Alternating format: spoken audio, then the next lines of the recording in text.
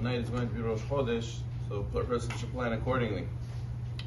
Now, the Rama writes in Siman Kutav Kuf Nun Aleph, Siv Daled, that the custom of our brothers, the Ashkenazim, that they do not get a haircut all of the 3 weeks from Yud Tammuz.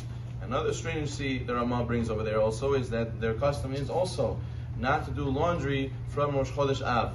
However, we explained before that according to Shulchan Aruch in Siman Tav Kuf Nun Aleph, that our custom is that we are lenient until when? Until the week of Tisha B'Av. So therefore, both for haircuts and both for doing laundry, and we're going to see soon also in regards to showering with hot water, all these Avelud customs, we are only noheg, we only have this custom on the week of Tisha B'Av. Interestingly, this year we have it very easy due to the fact that Tisha B'Av is going to be Sunday. So the week that Tisha B'Av falls out on is going to be Sunday. It's going to be that week of Sunday, and Sunday is the first day of the week.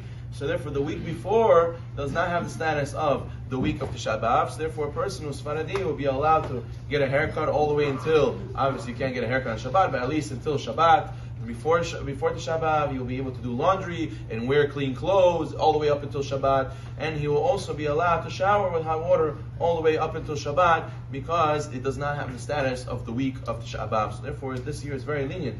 But according to the brothers Ashkenazim, they're machmir not to get a haircut since already Yud Tammuz. They're not going to do laundry from after tonight. They're not going to do any laundry the whole 9 days, and also they're machmir not to shower with hot water also during the 9 days. So therefore, we're going to have a difference in custom between our brothers Ashkenazim and ourselves, the Sephardim.